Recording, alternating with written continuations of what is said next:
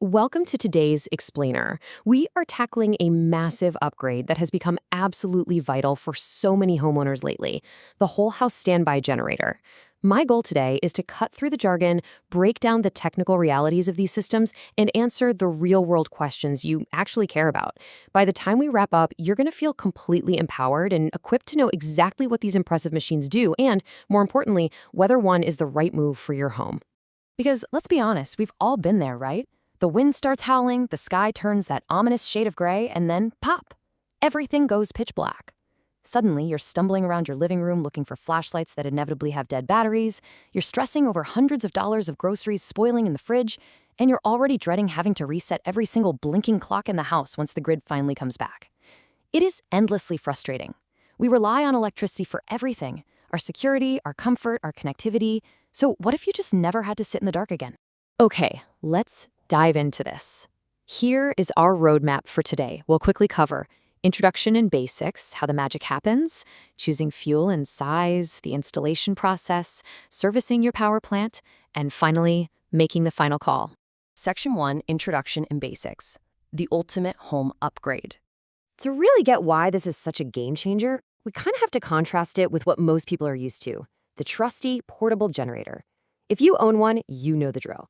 You have to drag this heavy piece of machinery out of your garage in the middle of a blizzard or a pouring rainstorm.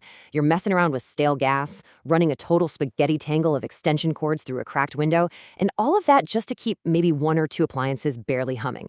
It is a frustrating, highly manual setup. A standby generator? Totally different beast. It is a permanent fixture sitting right outside your house, kind of like your central AC unit. It is the definition of hands-off luxury. It monitors your power automatically and actually has the capacity to run your entire home. It literally takes the messy reality of emergency power and turns it into absolute, automatic peace of mind. Section 2, How the Magic Happens. Let's look under the hood. The real star of the show here, the absolute brain of the operation, is something called the Automatic Transfer Switch, or ATS. I love thinking of the ATS as the ultimate traffic cop for your home's electrical system.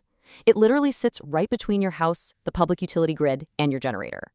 When everything is totally normal, the traffic cop just waves the utility power right on into your house. But the second the grid goes down, the ATS goes to work. Crucially, it safely directs the power from your generator into your home while completely physically disconnecting your house from the public grid.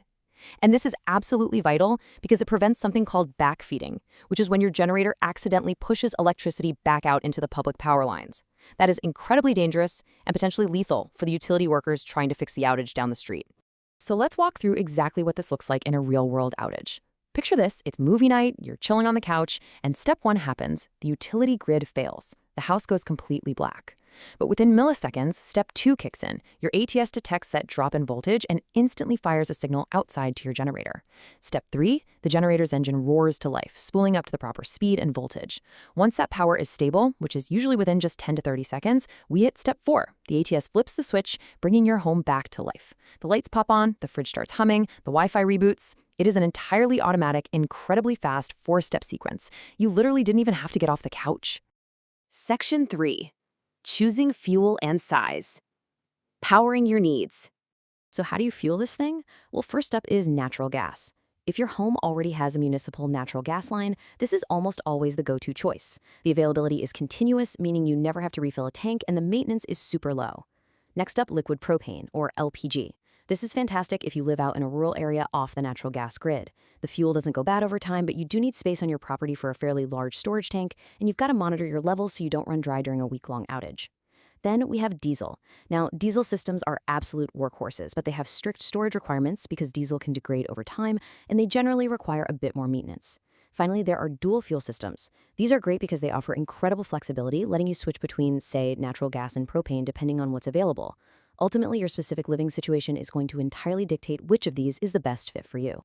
Now, what's really interesting about this is how we actually use power. When people think about running their home during a blackout, they usually just think about keeping the lights on. But surprisingly, your lights and basic outlets make up the absolute tiniest slice of your home's total power draw. The massive power-hungry slices, that's your central AC, your electric oven, a well pump if you have one, or an EV charger. These major appliances have what we call massive starting wattages. It takes a huge surge of energy just to get an AC compressor to wake up and turn on. And this perfectly demonstrates why your major, heavy-duty appliances truly dictate the total kilowatt rating you're going to need. Because of those hidden power surges, sizing a generator is absolutely not a guessing game. You can't just look at the square footage of your house and pick a random box off a shelf. You must have a professional load calculation done. A licensed expert will actually look at your electrical panel and calculate the precise kilowatt rating required. They're going to help you decide, do you want to power literally everything, the whole shebang, or do you just want to back up essential circuits, like the fridge, a few lights, the furnace, and maybe the home office? Getting this right is so crucial, so you don't end up underpowering your home when you need it most, or frankly, overpaying for a massive unit that you just don't need. Section 4. The installation process. Logistics and hazards. Look, just as a bit of neighborly advice here, remember that this is a major construction and electrical project. The logistics are pretty intense. You have to integrate this heavy machinery directly with your home's main electrical panel. There are incredibly strict placement rules. The unit has to be a very specific distance away from windows, doors, and vents, so carbon monoxide exhaust doesn't enter your home. You've got to navigate local noise ordinances, HOA ventilation rules, and municipal zoning laws. Plus, because you're tapping into the public power grid, there are mandatory permits that have to be pulled and strict electrical codes that literally must be followed flawlessly. Which brings me to a very stark, very important point. DIY installation is dangerous and often illegal. Under absolutely no circumstances should a homeowner attempt to install a standby generator themselves. Seriously, you are dealing with highly explosive gases, lethal electrical voltages, and as we talked about, the safety of utility workers down the street. It is a literal recipe for disaster if it's done incorrectly. Always, always hire licensed, certified pros for this job. Section 5, Servicing Your Power Plant, the Maintenance Guide. Just like your car, a generator has an engine that needs regular TLC to stay reliable, but it's super important to clearly divide the labor here. There are simple homeowner tasks that you absolutely can and should do. These units are programmed to run a brief exercise cycle every week, usually just 10 to 15 minutes, to keep the engine lubricated and make sure everything's firing right. You can listen to make sure it sounds normal, keep the area around it clear of leaves or snowdrifts, and do some basic visual checks of the oil and battery. But then there is the professional service. Once a year, you need to bring out a certified technician for the deep maintenance. They're going to handle the complex technical troubleshooting, spark plug replacements, valve adjustments, and system firmware updates. So stick to the basic checks and leave the heavy wrenches to the pros. Section 6. Making the final call. Weighing the options. Let's move to the bottom line and see how this all builds, because any major home upgrade comes with trade-offs, and we want to view this totally objectively. On one side of the scale, yes, there is a high upfront financial expense for the unit and the complex installation, plus that commitment to ongoing annual maintenance. But on the exact opposite side of the scale, the undeniable benefits are just massive. You are gaining absolute, rock-solid reliability when the grid fails. You are actually increasing the resale value of your property. And above all else, you are buying total peace of mind, knowing for sure that no matter what kind of crazy weather is happening outside, your family is going to remain safe, warm, and perfectly comfortable inside. So if you are leaning toward making this investment, I want to empower you with a really practical shopping checklist. First things first, get multiple quotes and compare cost ranges for both the unit and the installation. Second, ask your installers the hard questions. Ask about their warranty coverage and their emergency repair response times. Third, do a little digging into the upcoming 2025 to 2026 efficiency standards, just to make sure the unit you buy is future-proofed against any new regulations. And finally, if you really want to live on the cutting edge, explore battery hybrid options. These actually combine a traditional generator with home battery storage, giving you even greater efficiency and totally silent operation during those lower draw periods.